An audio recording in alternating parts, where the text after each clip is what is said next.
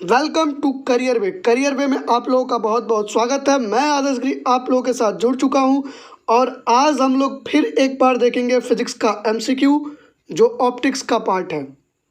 Okay, चलिए बिना किसी देरी के हम लोग स्टार्ट करते हैं अपने सेशन को। आइए आगे बढ़ते हैं। देखिए जो हमारा पहला क्वेश्चन है वो आपके स्क्रीन पे दिख रहा होगा। पहला क्वेश्चन कह रहा है कोई भी चीज़ हमें किस कारण दिखाई देती है। कोई भी चीज़ हमें किस कारण दिखाई देती है। ऑप्शन ए अपवर्तन के कारण, ऑप्शन बी परावर्तन के कारण, ऑप्शन सी विकिरण के कारण, ऑप्शन डी अपने रंग के कारण। यानी कि जो आपका फ़ोन है वो दिखाई देता है तो किस कारण दिखाई देता है। तो जो आंसर होगा आपका वो होगा परावर्तन के कारण। Option B is a correct answer. Clear है। देखिए आगे बढ़ते हैं दूसरे क्वेश्चन की तरफ। दूसरा क्वेश्चन कह रहा है काली वस्तु काली क्यों दिखती है। काली वस्तु काली क्यों दिखती है। ऑप्शन ए सभी रंग को परावर्तित कर देती है इसलिए, ऑप्शन बी सभी रंग को अवशोषित कर लेती है इसलिए, ऑप्शन सी काले रंग को परावर्तित कर देती है इसलिए, ऑप्शन डी इनमें से कोई नहीं। तो काली वस्तु काली दिखती है क्योंकि वो सभी रंगों को अवशोषित कर लेती है। यहाँ भी ऑप्शन बी सही है। चलिए फिर से आगे बढ़ते हैं। यहाँ तक कोई दिक्कत नहीं होगी आप लोगों को, मैं उम्मीद करता हूँ। अगला क्वेश्चन आपकी स्क्रीन पे दिख रहा होगा। अंतरिक्ष यात्री को आकाश काला क्यों दिखाई पड़ता है। पहला ऑप्शन अपवर्तन के कारण काला दिखाई देता है, दूसरा ऑप्शन परावर्तन के कारण आकाश काला दिखाई देता है, तीसरा ऑप्शन प्रकीर्णन के कारण, चौथा ऑप्शन वायुमंडल के कारण। तो जो अंतरिक्ष यात्री है उसको आकाश काला दिखाई पड़ता है वायुमंडल के कारण, क्योंकि वहाँ पे वायुमंडल नहीं है इसीलिए उसको काला दिखाई पड़ता है। क्लियर है। आगे बढ़ते हैं हमारे अपने अगले क्वेश्चन की तरफ। अगला क्वेश्चन आपके स्क्रीन पे दिख रहा होगा। क्वेश्चन कह रहा है इंद्रधनुष किस कारण से बनता है। आपने देखा होगा रेनबो।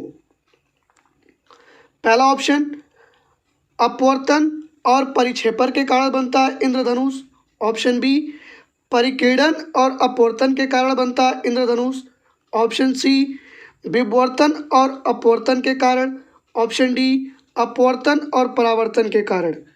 तो जो इंद्रधनुष बनता है वो बनता है आपका अपवर्तन और परावर्तन के कारण, यानी कि option D is a correct answer. Clear है। आगे बढ़ते हैं, देखते हैं हमारा अगला क्वेश्चन क्या है। अगला क्वेश्चन आपके स्क्रीन पे दिख रहा होगा। देखिए इंद्रधनुष के किस रंग का विक्षेपण अधिक होता है। इंद्रधनुष जो बनता है उसमें से किस रंग का विक्षेपण अधिक होता है। ऑप्शन ए बैंगनी रंग का, ऑप्शन बी पीला रंग का, ऑप्शन सी लाल रंग का, ऑप्शन डी नीला रंग का। तो जो इंद्रधनुष होता है उसमें जो सबसे अधिक विक्षेपण होता है वो होता है बैंगनी रंग का। ऑप्शन ए सही है। आगे बढ़ते हैं हमारे अपने अगले क्वेश्चन की तरफ और वो आपको आपके स्क्रीन पे दिख रहा होगा। किसने सर्वप्रथम यह दिखलाया कि प्रकाश तरंगों का विवर्तन होता है। किसने बताया था कि प्रकाश तरंगों का विवर्तन होता है। Option A Grimaldi, option B Young, option C Maxwell, option D Foucault. तो जो यहाँ पे आपका सही आंसर होगा वो होगा ग्रेमाल्डी, यानी कि ऑप्शन ए ग्रेमाल्डी ने प्रकाश तरंगों का विवर्तन सबसे पहले दिखाया था। इन्होंने ही बताया था कि पूरे यूनिवर्स में, पूरे ब्रह्मांड में एक चीज़ उपस्थित है, उसका नाम है ईथर। जो ठोस हो या द्रव्य हो हर चीज़ में उपस्थित है। आगे बढ़िए। अगला क्वेश्चन कह रहा है आपका, देखिए आपके स्क्रीन पे दिख रहा होगा। प्रकाश के विद्युत चुंबकीय स्वरूप की खोज किसने की। जो विद्युत चुंबकीय स्वरूप है प्रकाश का उसकी खोज किसने की। Option A Snell, option B Newton, option C Maxwell, option D Young. तो आप इसका आंसर दे सकते हो तो दीजिए। ठीक है, मैं बताता हूँ आपको। प्रकाश के विद्युत चुंबकीय स्वरूप की खोज जो की थी वो की थी मैक्सवेल ने। क्लियर है। प्रकाश का विद्युत चुंबकीय स्वरूप की खोज की थी मैक्सवेल ने। आगे बढ़ते हैं आपके अगले क्वेश्चन की तरफ।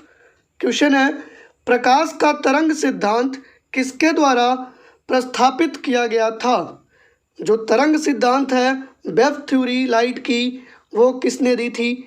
न्यूटन के द्वारा, हाइगेंस के द्वारा, प्लैंक के द्वारा या फैराडे के द्वारा?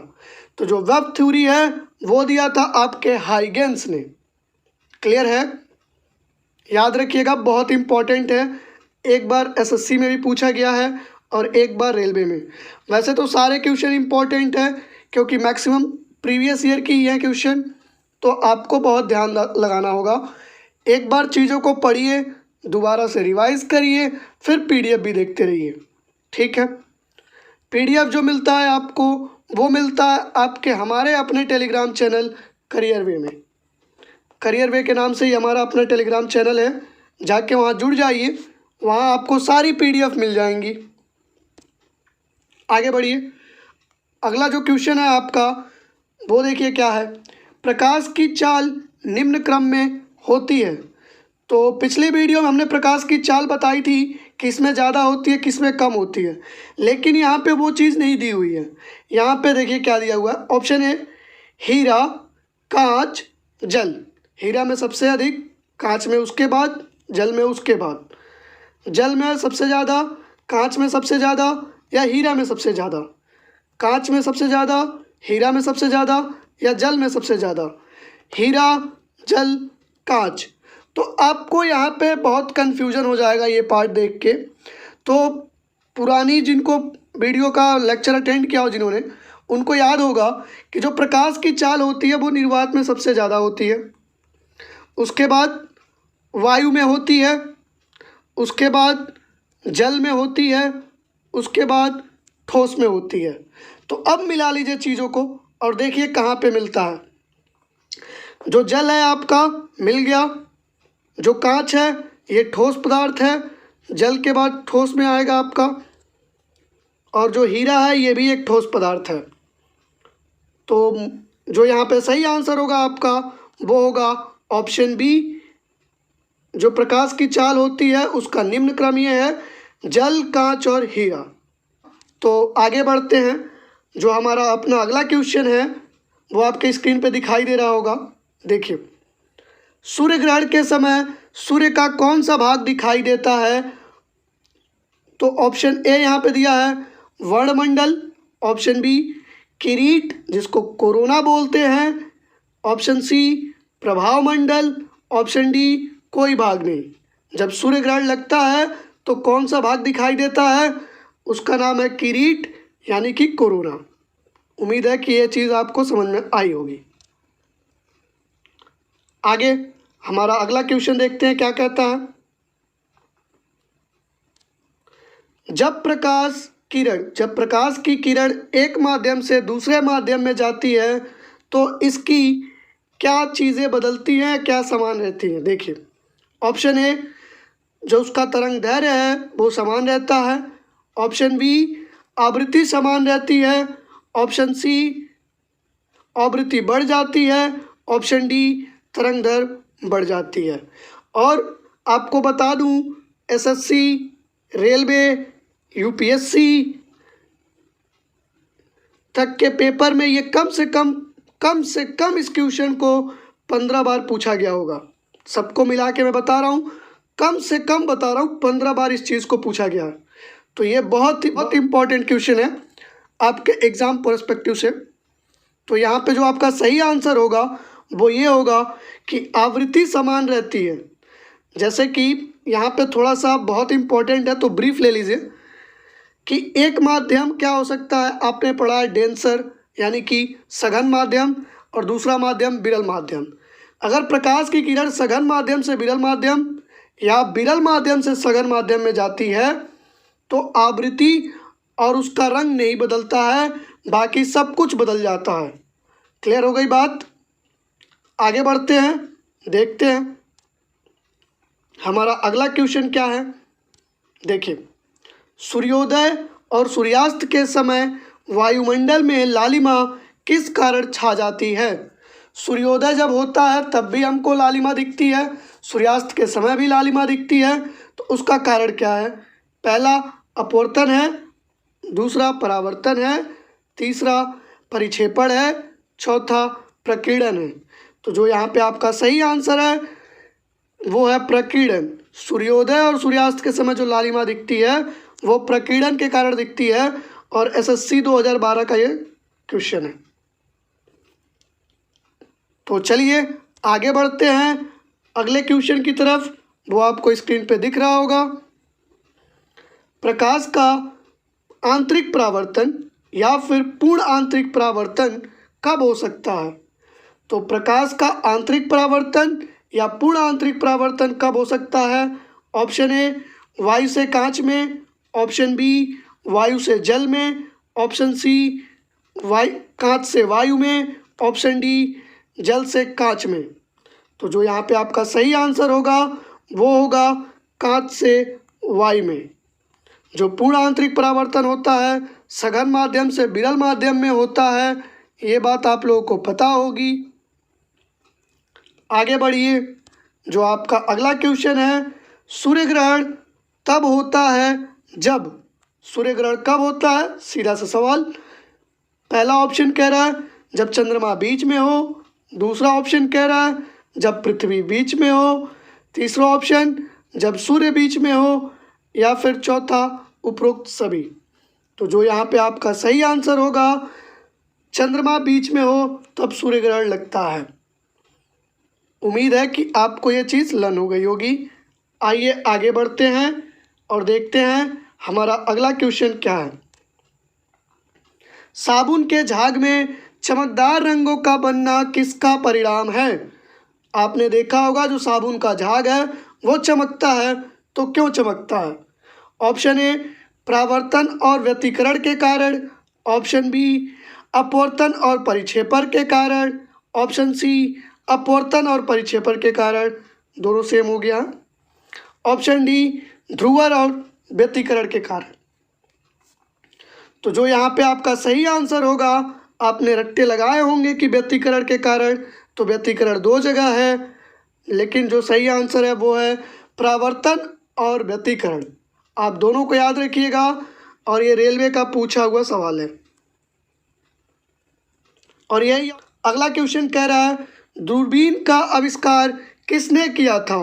दूरबीन का आविष्कार किसने किया था? ऑप्शन ए गैलीलियो ने किया था, ऑप्शन बी गुटेनबर्ग ने किया था, ऑप्शन सी एडिसन ने किया था, ऑप्शन डी न्यूटन ने किया था। तो जो दूरबीन होता है उसका आविष्कार जो किया था गैलीलियो ने किया था। Option A is a correct answer. उम्मीद है कि आपको लर्न हो गया होगा। अगला क्वेश्चन देखिए, आपके स्क्रीन पे दिख रहा होगा। दूर की वस्तुओं के निर्धारण के लिए किस यंत्र का उपयोग किया जाता है? दूर की वस्तुओं के निर्धारण के लिए किस यंत्र का उपयोग किया जाता है? ऑप्शन ए सरल सूक्ष्मदर्शी, ऑप्शन बी संयुक्त सूक्ष्मदर्शी, option C electron microscope, option D दूरदर्शी। तो जो यहाँ पे आपका सही आंसर है वो है दूरदर्शी। दूर की वस्तुओं को देखने के लिए दूरदर्शी का उपयोग होता है। आगे बढ़िए, अगला क्वेश्चन आपकी स्क्रीन पे दिख रहा होगा, आंसर देने की कोशिश करिए। निम्न में से किन चीज़ों पर अपवर्तनांक, बिंदी लगा लीजिएगा, निम्न में से किन चीज़ों पर अपवर्तनांक का मान निर्भर करता है? जो अपवर्तनांक होता है, जो अपवर्तनांक का मान होता है वो किस पे निर्भर करता है? माध्यम पे, ऑप्शन बी तापमान पे, ऑप्शन सी प्रकाश के रंग पे, ऑप्शन डी इन सभी पे। तो जो अपवर्तनांक का मान होता है वो माध्यम, तापमान और प्रकाश के रंग तीनों पर निर्भर करता है, यानी कि जो यहाँ पे सही आंसर होगा आपका वो होगा ऑप्शन डी। उम्मीद है कि आपको ये चीज़ लर्न हो गई होगी और समझ भी आया होगा। आगे देखिए, अगला क्वेश्चन आपकी स्क्रीन पे दिख रहा होगा, आंसर दीजिए। आवर्धक लेंस वास्तव में क्या होता है? आवर्धक लेंस वास्तव में क्या होता है? समतल अवतल लेंस, या अवतल लेंस, या उत्तल लेंस, या बेलनाकार लेंस। तो जो यहाँ पे सही आंसर होगा आपका वो होगा उत्तल लेंस। और उत्तल लेंस को आवर्धक लेंस और अभिसारी लेंस भी कहते हैं। मैं लिख देता हूँ, और ये एसएससी ने 2-3 बार पूछा है इसीलिए लिख रहा हूँ। अभिसारी लेंस समझ में आया होगा आप लोगों को। चलिए आगे बढ़िए, अगला क्वेश्चन देखिए। विकिरण की कण प्रकृति की पुष्टि की जाती है। विकिरण के कण की पुष्टि की जाती है। पहला ऑप्शन व्यतिकरण से, दूसरा ऑप्शन प्रकाश वैद्युत प्रभाव से, तीसरा ऑप्शन विवर्तन से, चौथा ऑप्शन ध्रुवीकरण से। तो जो विकिरण के कण की प्रकृति की पुष्टि की जाती है वो की जाती है प्रकाश वैद्युत प्रभाव से। आपको समझ में आया होगा और लर्न भी हुआ होगा। अगला क्वेश्चन देखिए, आपके स्क्रीन पे दिख रहा होगा। प्रकाश में जो 7 रंग होते हैं उन्हें कैसे अलग कर सकते हैं। प्रकाश में 7 रंग होते हैं, ये हम बहुत पहले पढ़ चुके हैं। तो उनको अलग कैसे कर सकते हैं। ऑप्शन ए प्रिज्म से, ऑप्शन बी फिल्टर से, ऑप्शन डी टेलीस्कोप से, ऑप्शन डी इनमें से किसी से भी नहीं। तो जो प्रकाश में 7 रंग होते हैं उन्हें अलग कर सकते हैं किससे, प्रिज्म से। ऑप्शन ए यहाँ पर सही है आपका। आगे देखिए, आपका अगला क्वेश्चन आपके स्क्रीन पे दिख रहा होगा। जब एक कोलाइडियल समाधान के माध्यम से प्रकाश की एक मजबूत बीम पारित की जाती है तो प्रकाश क्या होगा। तो प्रकाश क्या होगा, प्रकाश का प्रकीर्णन होगा, अपवर्तित निकल जाएगी, अवशोषित हो जाएगी, प्रतिबिंबित हो जाएगी। और ये एएलपी का सेकेंड स्टेज का क्वेश्चन है। एएलपी एंड टेक्नीशियन में जब सेकेंड स्टेज का पेपर हो रहा था मेंस का, उसमें एक क्वेश्चन पूछा था। तो जो यहाँ पे सही आंसर है आपका वो है प्रकाश का प्रकीर्णन होगा। जब कोई प्रकाश कोलाइडियल समाधान के माध्यम से मजबूत बीम पारित की जाती है तो वहाँ पे क्या होता है, प्रकाश का प्रकीर्णन होगा। क्लियर है। आगे बढ़िए, अगले क्वेश्चन का जवाब दीजिए आप लोग। लेंस किससे बना होता है। और एसएससी 2013 में पूछा हुआ है कि लेंस किससे बना होता है। Option A Pyrex glass, option B flat glass, option C साधारण glass, option D cobalt glass. तो जो लेंस बना होता है वो बना होता है आपका फ्लैट ग्लास का। ऑप्शन बी यहाँ पे सही है। आगे बढ़े, इसको याद रखिएगा आप लोग, आने वाले एग्जाम में ये पूछा जा सकता है। अगला क्वेश्चन आपके स्क्रीन पे दिख रहा होगा और इसका आंसर मुझे लगता है कि यहाँ पे सबको पता होना चाहिए क्योंकि रेलवे, एसएससी, यूपीएससी तक में पूछा हुआ है ये। सूर्य से प्रकाश पृथ्वी पर कितनी देर में पहुँचता है। 2 मिनट में सूर्य का प्रकाश पृथ्वी तक आता है, या 4 मिनट में आता है, या 8 मिनट में आता है, या 16 मिनट में आता है। तो ये मैंने क्वेश्चन उठाया आपका रेलवे का और एज इट इज़ मैंने ऑप्शन भी रख दिया है। तो जो यहाँ पे सही आंसर है आपका वो है 8 मिनट। लेकिन एक बात हमेशा ध्यान रखिएगा कि जो सूर्य का प्रकाश पृथ्वी तक आती है वो 8 मिनट 19 सेकेंड से लेके 8 मिनट 42 सेकेंड के बीच तक का ऑप्शन सही है। समझ में आई बात। ऐसा मत सोचिएगा कि पूरी चीज़ें नहीं बता रही है। तो एग्जैक्ट डाटा के साथ जाएंगे तो 8 मिनट 20 सेकेंड मिलेगा आपको कहीं पढ़ने को, कहीं 8.5 मिनट मिलेगा। तो ये वैल्यू जो है वेरी कर जाती है 8 मिनट 19 सेकेंड से लेके 8 मिनट 42 सेकेंड के बीच तक। तो आगे बढ़ता हूँ, उम्मीद करता हूँ कि ये चीज़ आपको समझ में आया होगा और आने वाले टाइम पे आप गलती नहीं करेंगे। अगला क्वेश्चन देखिए, जवाब देने की कोशिश करिए। ये क्वेश्चन जो है आपका एलपी में पूछा गया था, एलपी एंड टेक्नीशियन में, और फर्स्ट स्टेज में पूछा गया था। इस क्वेश्चन में सिर्फ लैंग्वेज बदला गया है। पढ़िए एक बार। जब प्रकाश तरंगों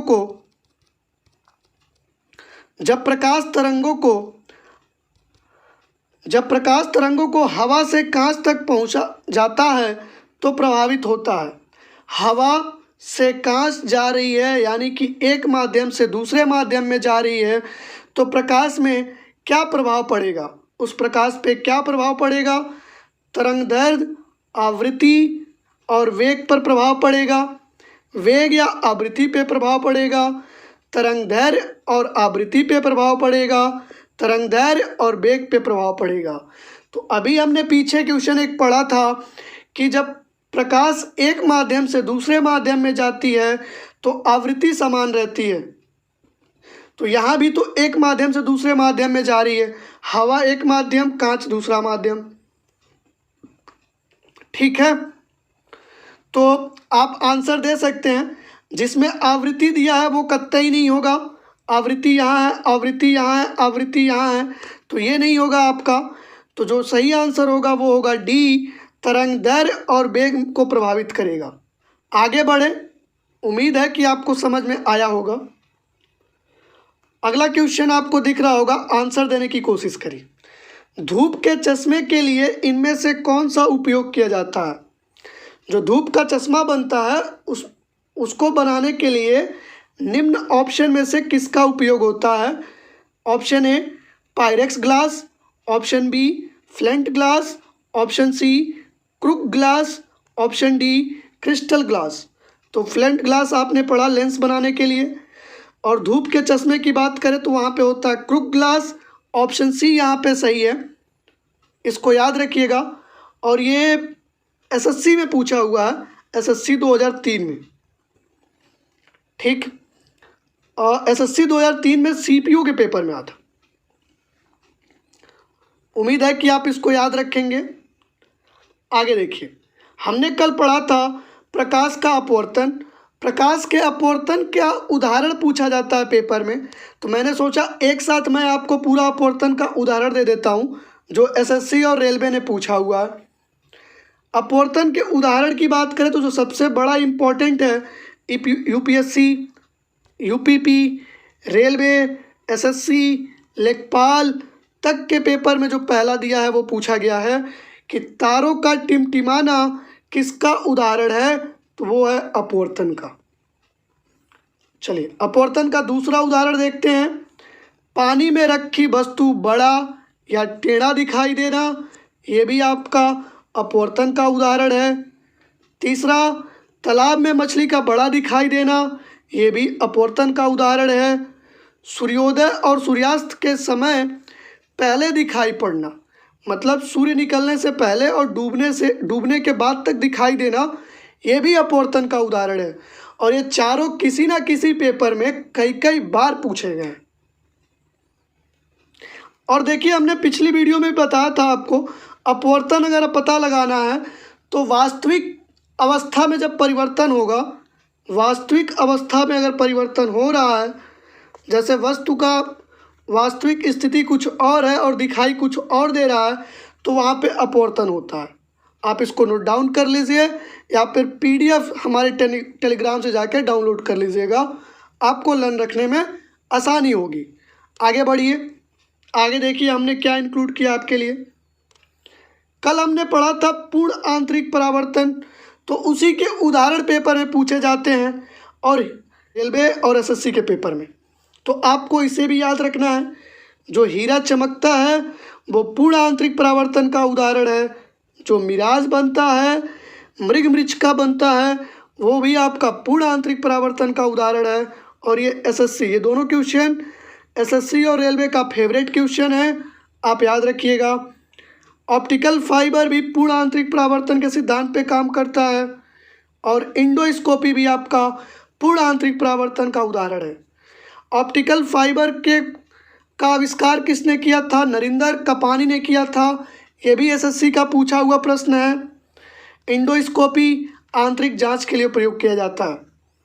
तो उम्मीद करता हूँ कि यहाँ तक की वीडियो आप लोगों को पसंद आई होगी, और पसंद आई है आपको वीडियो तो एक लाइक और सब्सक्राइब हमारे चैनल को ज़रूर करें और एक कमेंट भी करें, ताकि हमें भी पता चले आपको वीडियो पसंद आई है।